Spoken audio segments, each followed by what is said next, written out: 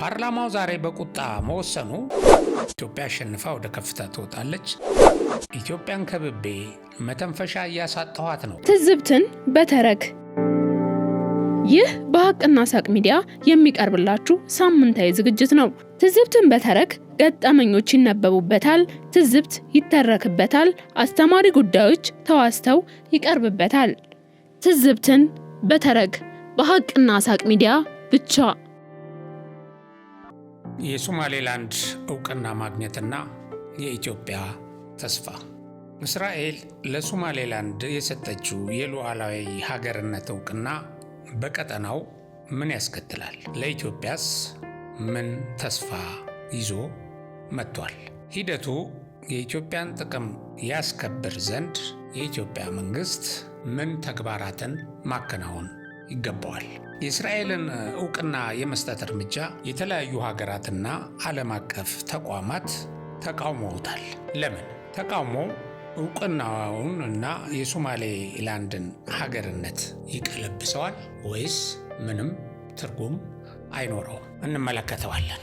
እስራኤል ለሶማሌላንድ የሀገርነት እውቅና መስጠቷን ተከትሎ ሀገር ሊያደርጋቸው የሚያስችላቸውን ቁመና ፈጥረው እያለ እውቅና በመስጠት የነፃነት ሻማቸውን በመለኮስ ቀደምትነትን የሚወስድላቸው ሀገር አጥተው ሲባጁ 35 ዓመታትን ያስቆጠሩት ሶማሌላንዳውያን በደስታ ጮቤ ሲረግጡ ታይተዋል። የሐሰን ሼህ ሶማሊያና ወዳጆቻቸው ደግሞ ሐዘን ተቀምጠዋል።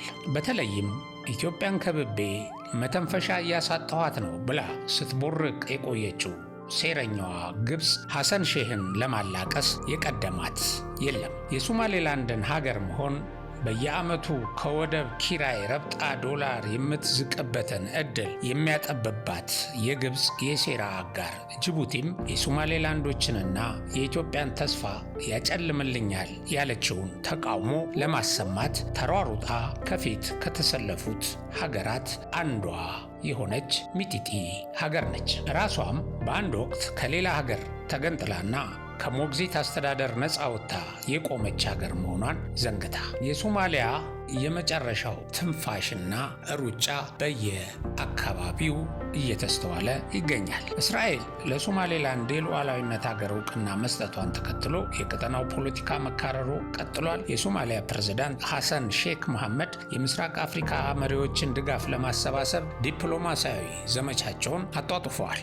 የእውቅናው ዜና እንደተሰማ ፕሬዝዳንት ሐሰን ሼክ ለጅቡቲው ፕሬዝዳንት፣ ለኬንያ፣ ለኡጋንዳ፣ ለታንዛኒያ ፕሬዝዳንቶች ስልክ በመደወል ውይይት አካሂደዋል። በውይይቱ ወቅት አራቱም መሪዎች የሶማሊያ ሉዓላዊነትና ግዛታዊ አንድነት እንደሚያከብሩና ከጎኗ እንደሚቆሙ ለፕሬዝዳንት ሐሰን ሼክ አረጋግጠውላቸዋል። ይህ ማለት እስራኤል የወሰደችውን አይነት የሶማሌላንድን እውቅና የመቀበል እርምጃ እንደማይከተሉ በተዘዋዋሪ ያረጋገጡበት ነው ተብሎ ይታመናል። ይህ የስልክ ውይይት እስራኤል ለሶማሌላንድ እውቅና መስጠቷ ሌሎች ሀገራትም በተለይ የምስራቅ አፍሪካ ማህበረሰብ አባላት ተመሳሳይ እርምጃ እንዳይወስዱ ወይም በእውቅናው እንዳይገፉ በት ቀድሞ ለመከላከል ታልሞም የተካሄደ ነው። ፕሬዝዳንት ሐሰን ሼክ ይህንን የዲፕሎማሲ ጥረት በማጠናከር የሶማሌላንድን ዓለም አቀፍ ተቀባይነት ለማኮላሸት እየሰሩ መሆናቸውን የሚገልጹት የፖለቲካ ተንታኞች፣ ይሁንና ይሄ ሁሉ ሩጫ እስራኤል ለሶማሌላንድ የሰጠችውን እውቅና እንድትቀለብስ ወይም እውቅና ዋጋ እንዲያጣ አያደርገውም ብለው ያጣጥሉታል። ይህንኑ የእስራኤልን ያልተጠበቀ እርምጃ ምክንያት በማድረግ ሐሰን ሼክ ከፑንትላንዱ መሪም ጋር ረዥም የስልክ ልውውጥ ማድረጋቸውን ከአካባቢ የወጡ መረጃዎች ይጠቁማሉ። ውይይቱ በቀጣይ የሶማሌላንድን ፈለግ ትከተላለች ተብላ በስጋት የምትታየውን ግዛት ለማረጋጋት ያለመ ነው። የሶማሊያ ፓርላማም አስቸኳይ ስብሰባ በማድረግ በጉዳዩ ላይ ውሳኔ አስተላልፏል። ይህንን ውሳኔ የታመመ ሰው የጣር ድምፅ ሲሉ የተቹት የመቻል የልህቀትና የአመራር ማበልጸጊያ ማዕከል መስራችና ዋና ስራ አስፈጻሚ የሆኑትና ከ20 ዓመታት በላይ በጋዜጠ በጋዜጠኝነትና በማህበረሰብ ሳይንስ ተመራማሪነት የሰሩት መሐመድ ሲራጅ ናቸው። የሶማሊያው ፓርላማ ውሳኔ የታመመ ሰው የጣር ድምፅ ብለውታል። ስለ ሁኔታው ሲያብራሩም ውሻ ይጮሃል፣ ግመሉ ግን ጉዞውን ይቀጥላል እንደሚባለው የሶማሊያ ፌዴራላዊ ፓርላማ የእስራኤልን ለሶማሌላንድ እውቅና መስጠት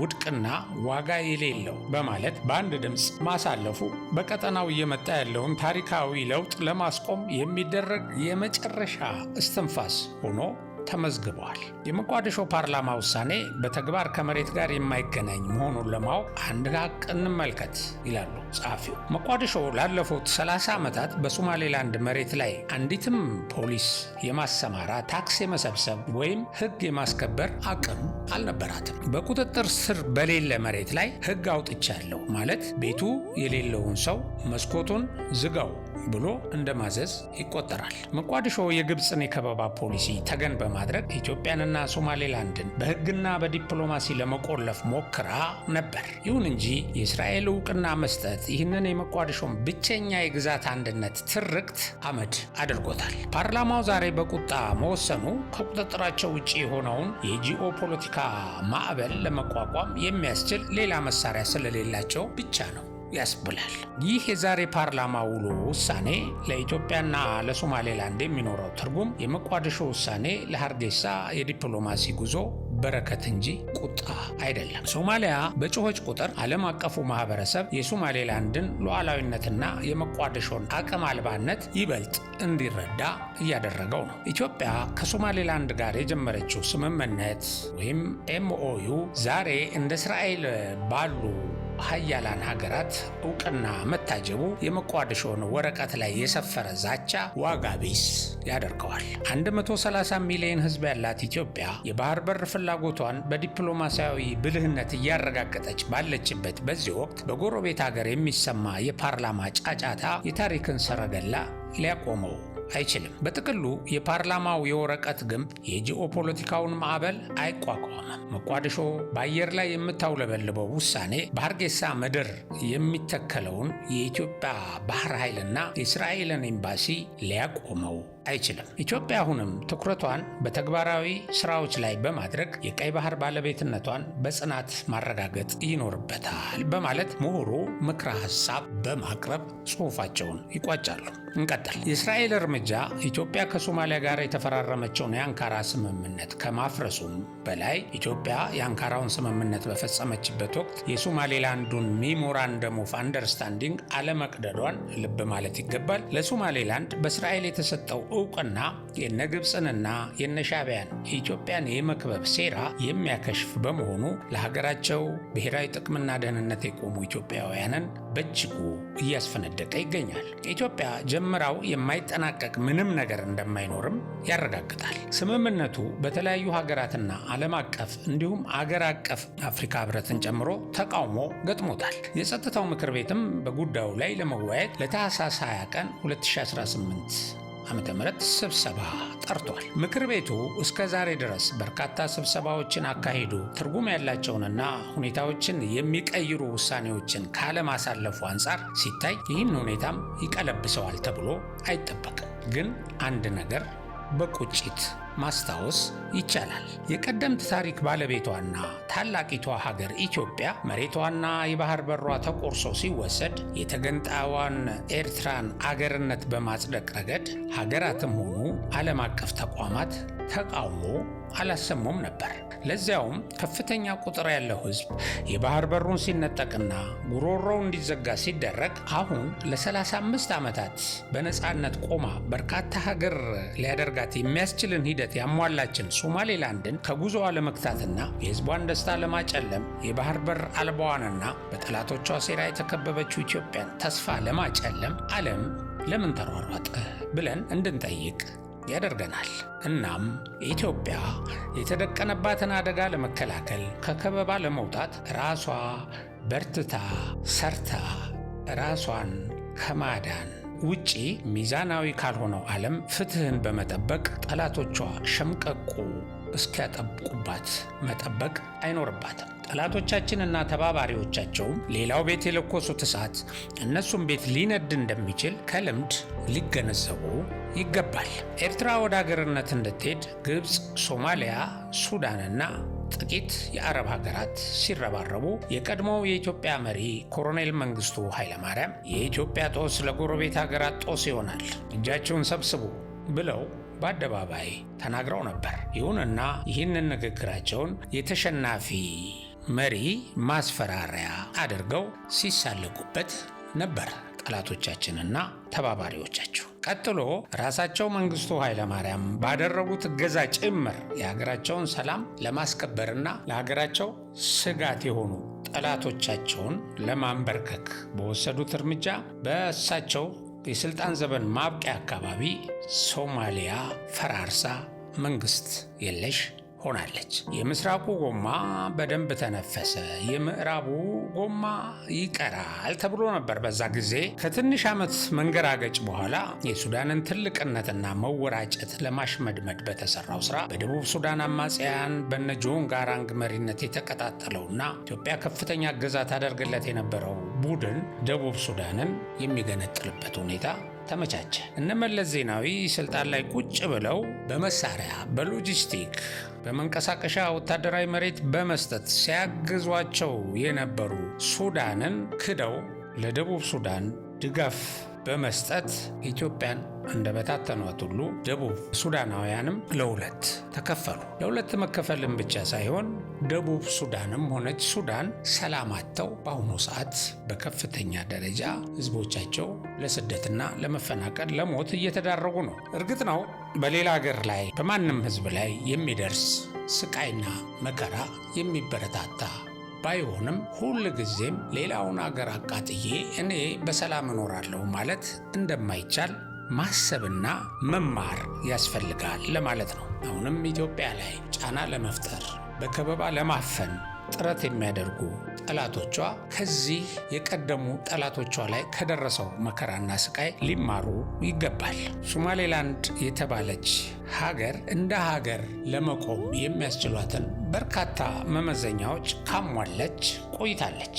ይህችን አገር ለመሆን እያዘገመች ያለችን ሀገር ሂደቱን ስትጀምር ኢትዮጵያውያኖች በኮሎኔል መንግስቱም ወቅት ሆነ በመለስ ዜናዊ ጊዜ እገዛ እንዳደረጉላት የታሪክ ሰነዶች ያስረዳሉ። ሶማሌላንደሮችም ለዚህ ድጋፍ ምስጋናቸውን ያቀርባሉ። እስራኤል ለሶማሌላንድ ወደ ሰጠችው የሀገርነት እውቅና ጉዳይ እንመለስ። የእስራኤል የሶማሌላንድን ሉዓላዊነት እውቅና የመስጠት ፍላጎት ወይም ሂደት በምስራቅ አፍሪካና በመካከለኛው ምስራቅ የፖለቲካ አሰላለፍ ላይ ትልቅ ለውጥ የሚያመጣ ጂኦፖለቲካዊ የመሬት መንቀጥቀጥ ተብሎ ሊገለጽ ይችላል ካስከተለው ነውጥ አንጻር። ይህ ጉዳይ ከታሪክ ከጥቅምና ከአሁኑ ወቅታዊ ሁኔታ አንጻር ሲተነተን የሚከተሉትን ዋና ዋና ነጥቦች ይይዛል። አንደኛው የእስራኤል ስትራቴጂካዊ ፍላጎቶች ምንድን ናቸው ብለን ስንመለከት ለሶማሌላንድ እውቅና ለመስጠት እስራኤል የምታሰብባቸው ሶስት መሰረታዊ ምክንያቶች አሉ፣ ወይም ፍላጎቷ የተመሰረተው በሶስት መሰረታዊ ምክንያቶች ላይ ነው። አንደኛው እስራኤል ለሶማሌላንድ እውቅና ለመስጠት ከምታሰብባቸው ሶስት መሰረታዊ ነገሮች ውስጥ የመጀመሪያው የቀይ ባህር ጸጥታ ነው። እስራኤል በኤደን ባህረ ሰላጤና በባቤል አልመንደብ በኩል የሚደረገውን የንግድ መስመር ለህልውናዋ እጅግ ትፈልገዋለች። በተለይ በየመን ያሉ የሁቱ አማጽያን የሚያደርሱትን ጥቃት ለመመከት ሶማሌላንድ ስትራቴጂካዊ ምሽግ ትሆናታለች። የዳርቻ አጋርነት ደግሞ ሌላው ከዚሁ ከአንደኛው ነጥብ ጋር የሚታይ ነው። እስራኤል በአረብ ሀገራት ስትከበብ አረብ ያልሆኑ ወይም ለየት ያለ አቋም ያላቸውን የዳርቻ አገራት እንደ ኢትዮጵያና ኬንያ ያሉትን ወዳጅ የማድረግ ጥንታዊ ስልቷን በሶማሌላንድ በኩል ዳግም እያነቃቃችው ነው። ሌላው እስራኤሎች የአብርሃም ስምምነት የሚሉት ተግባራዊ ማድረግ ነው። ይህንን የአብርሃምን ስምምነት ቀጣይነት በአፍሪካ አህጉር ያላትን ዲፕሎማሲያዊ ተቀባይነት በማስፋት በዓለም አቀፍ መድረኮች እንደ ዩኤን ባሉት ድምፅ ለማግኘት ወይም ድጋፍ ለማግኘት ትሰራበታለች። ይሄ በአንደኛው ነጥብ ውስጥ የሚካተት ሲሆን ሁለተኛው የኢላን ኡመርና የትራምፕ አስተዳደር ሚና ነው። የዶናልድ ትራምፕ ወደ ስልጣን መመለስና የኢላን ኡመር አቋም ለጉዳዩ መፋጠን ግፊት ሊሆኑ ይችላል። የትራምፕ ተግባራዊ ፖሊሲ ትራምፕ ለዲፕሎማሲያዊ እውቅና የጥቅም ልውውጥን የሚያስቀድሙ መሪ ናቸው። እስራኤል ለሶማሌላንድ እውቅና እንድትሰጥ ግፊት በማድረግ በምላሹ ለአሜሪካ ታማኝነቷን እንድታረጋግጥ ሊያደርጉ ይችላሉ። አሜሪካም በሶማሌላንድ ውስጥ የጦር ሰፈር ለመያዝ ከፍተኛ ፍላጎት እንዳላት በተለያዩ እንቅስቃሴዎቿ አረጋግጣለች። ይህም እስራኤልን ከፊት አስቀድማ እሷ ተከታዩን እርምጃ ለመውሰድ የተዘጋጀች መሆኗን ያሳያል። የጠላቴ ጠላት ወዳጄ ነው በሚባለው መርህ ኢልሃን ኦመር የሶማሊያ አንድነት ደጋፊ በመሆኗ የእሷ ተቃዋሚ የሆነው የትራምፕ አስተዳደር እሷን ለመገዳደር ሲል ብቻ የሶማሌላንድን ጉዳይ ሊገፉበት ይችላል። 3 የኢትዮጵያ ቀዳሚነትና የተቺዎች ምላሽ ነው። ኢትዮጵያ ከሶማሌላንድ ጋር የመግባቢያ ሰነድ ወይም ኤምኦዩ ስትፈርም የህፃን ውሳኔ ወይም ስሜታዊ ነው ያሉት አካላት አሁን ትልቅ ፈተና ይገጥማቸዋል። ኢትዮጵያ ጉዳዩን መጀመሯ እንደ እስራኤል ላሉ ታላላቅ ሀገራት በር ከፋች ሆኗል። አሁን እስራኤልና ምናልባትም አሜሪካ እውቅና መስጠት ከጀመሩ የኢትዮጵያ ውሳኔ ዲፕሎማሲያዊ አርቆ አስተዋይነት እንደነበረው ማረጋገጫ ይሆናል። ሌላው የቀጠናዊ ኃይሎች ወይም ግብፅና ኤርትራ አጣብቂኝ ነው። ይህንን ማስከተሉ ነው። ሶማሊያ በግብፅና ኤርትራ በኩል ኢትዮጵያን ለመጫን የነበራት ተስፋ እስራኤል ወደ ጨዋታው ስትገባ ሊቀየር ይችላል። ይህ ምንም ጥርጣሬ የለውም። ግብፅ ከእስራኤል ጋር የሰላም ስምምነት ቢኖራትም የሶማሌላንድ እውቅና ማግኘት በናይል ጉዳይ ላይ ያላትን ተጽዕኖ ሊያዳክምባት ይችላል። ሆኖም እስራኤልን ፊት ለፊት መጋፈጥ ለካይሮ ወይም ለግብፅ ወይም ለኤልሲሲ እጅግ ከባድ ነው። እስራኤል በሶማሌላንድ በኩል መምጣቷ ኤርትራ በቀጠናው የነበራትን ብቸኛ ታማኝ ስትራቴጂካዊ አጋርነትና የባህር በር የበላይነት ሊያሳጣት ይችላል እና ኮስማና ነበረች ይበልጥ ያኮሰምናታል። ሌላው የአሰብን ጉዳይ በተመለከተ በዚህ አዲሱ የኃይል አሰላለፍ ውስጥ የአሰብ ስትራቴጂካዊነትና ተፈላጊነት ጨርሶ ሊቀንስ ይችላል። ወትሮም ቢሆን አሰብ ከኢትዮጵያ በስተቀር ለየትኛውም ሀገር ስትራቴጂካዊ ጠቀሜታ የሌለው ወደብ በመሆኑና አሁን ኢትዮጵያ ሌላ አማራጭ ወደብ በምታይበት ጊዜ ኤርትራ አንድ ወቅት ኢትዮጵያ ስትቸገር አሰብ ወደብን በኪራይ ትጠቀምና ከፍተኛ ገቢ አገኝበታለሁ ብላ የወጠነችው ተስፋ ይሟሸሻል።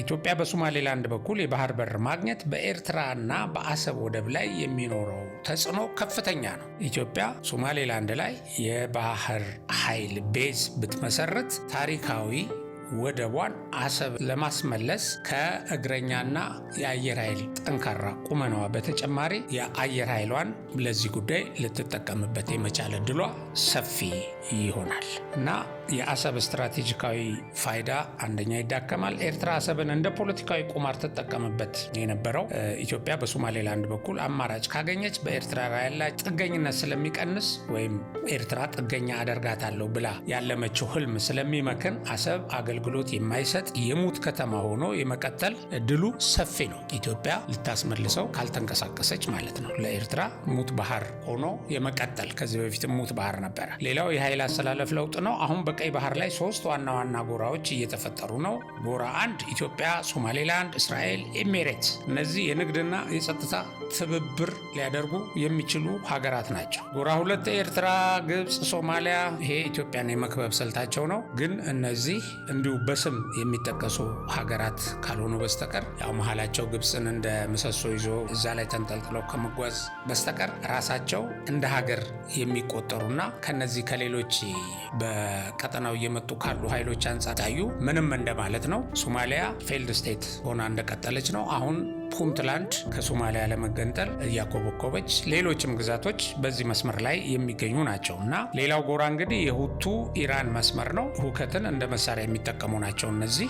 አንዱም ይህን ቀጠና ለስትራቴጂክነት የመረጠችው እስራኤል ይህንን ኃይል ለማዳከም ነው።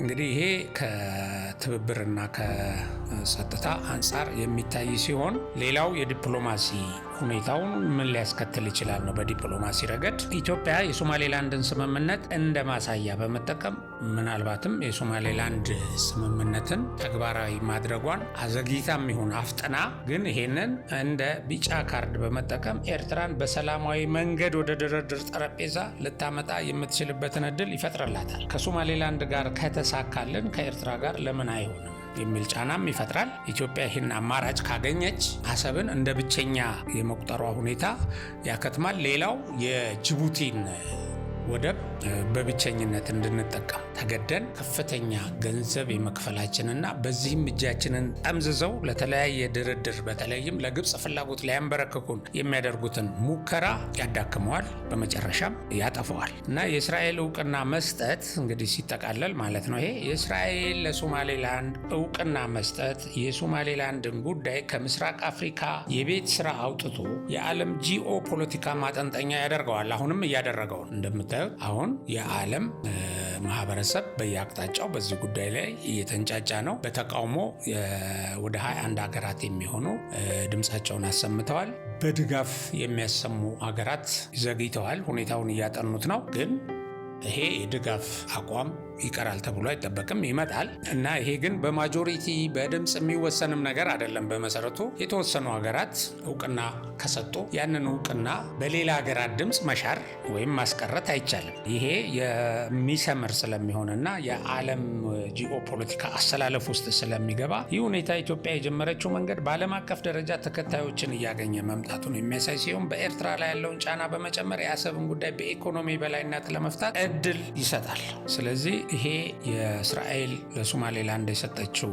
እውቅና ጉዳይ ለኢትዮጵያ እጅግ ወሳኝ እና አስፈላጊ ከመሆኑ አንጻር አሁን ኢትዮጵያ ይሄንን ጉዳይ ማየት ያለባት ከራሷ ብሔራዊ ፍላጎት ወይም ከራሷ ብሔራዊ ጥቅም የማስከበር አንጻር በመሆኑ ይሄንን እድል እንዳያመልጥ ጠንክሮ መስራትና የሶማሌላንድ ሀገርነት እውን እንዲሆን ብቻ ሳይሆን ሶማሌላንድ እንደ አገር ተጠናክራ እንድትወጣ በማድረግም ጭምር ኢትዮጵያ ድጋፍ ልታደርግ ይገባል። በነገራችን ላይ ኢትዮጵያ ለሶማሌላንድ የምትሰጠው ድጋፍ ወይም ስትሰጥ የቆየችው ድጋፍ በጣም ሰፊ ነው። የሶማሌላንድ ሰዎች ኢትዮጵያ ውስጥ ወታደራዊ ስልጠና ይወስዳሉ። ሌሎች የአቅም ግንባታ እገዛ በከፍተኛ ደረጃ ሲደረግላቸው ቆይቷል። በኢኮኖሚ ኢትዮጵያ ሶማሌላንድን ስትደግፍ የቆየች ሀገር ነች። በኢንፍራስትራክቸር በመሳሰለው ትምህርትን በተመለከተም 2 ዩኒቨርሲቲዎች አንድ የግልና ሁለት ዩኒቨርሲቲዎች ሶማሌላንድ ውስጥ እየሰሩ ይገኛሉ። መምህራኖቹም ኢትዮጵያውያን ናቸው። ከሚፈለገው በላይ ሁለቱ ህዝብ ተሳስሮ ነው የቆየው። የሶማሌላንድና የኢትዮጵያ ህዝብ በብዙ ጉዳይ የኢኮኖሚ ትስስሩ ከፍ ያለ ነው። ወደፊትም ሰጥቶ በመቀበል መርህ ላይ ተመስርቶ ከኢትዮጵያ ከፍተኛ ጥቅም የምታገኘው ሶማሌላንድ ነች። ምክንያቱም ሶማሌላንድ ይህን ጥቅም ለማግኘትና ሰጥቶ በመቀበል መርህ አብራ ለመስራት ዝግጁ መሆኗን ቀደም ብላ ያረጋገጠች ሀገር ስለሆነች አሁንም እንደ ሀገር የምትቆምበት እድል ተጠናክራ የምትወጣበት ሁኔታ የሚመጣው ከኢትዮጵያ ጋር ስትሰራ ነው። ሶማሌላንድም በጸጥታ ሁኔታ የአልሸባብን አሸባሪ ቡድን በማገዝ ሊያዳክሙ በጣም በርካታ ሙከራ አድርገዋል ግብፅና ጅቡቲ። ሶማሊያም የተለያዩ ታጣቂዎችን ወደ ሶማሌላንድ ለማስገባት እየሞከረች ይህንን የሚያጋጥማትን የጸጥታ ችግር በመመከት ረገድ የኢትዮጵያ መንግስትና ሰራዊት ሶማሌላንድን በእጅጉ አግዘዋል። ይህን እገዛውን አጠናክረው በመቀጠል እድሉን መጠቀም አለባት። የሶማሌ ሀገርነት ጅማሮ ምንም ጥያቄ የለውም። አሁን በተለያየ ጫጫታ ይከሽፋል ተብሎ አይጠበቅም። እስራኤልም የወሰነችውን ውሳኔ በእንደዚህ አይነት ተጽዕኖ የመቀልበስ ልምድ እንደሌላትም ከተለያዩ እርምጃዎቿ ከዚህ በፊት እንቅስቃሴዎቿ የተረጋገጠ ነገር ነው። ከበስተጀርባዋም አሜሪካ አለች።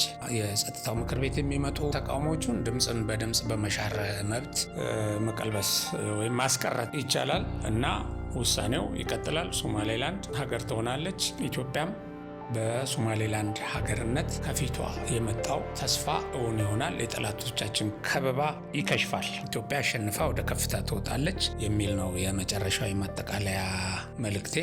በሌላ ትረካ እስከምንገናኝ ከተለያዩ ምንጮች ያገኘሁትን መረጃ እና የራሴንም ሀሳብ በመጨመር ያቀረብኩትን ትንታኔ በዚሁ አጠቃልላለሁ። ሳምንት በሌላ ትረካ ወይም በሌላ ትንተና ዝግጅት እስከምንገናኝ ሰላም፣ ደህና ሰንብቱ። አዘጋጅቼ ያቀረብኩላችሁ ገበየሁ አለልኝ ነኝ።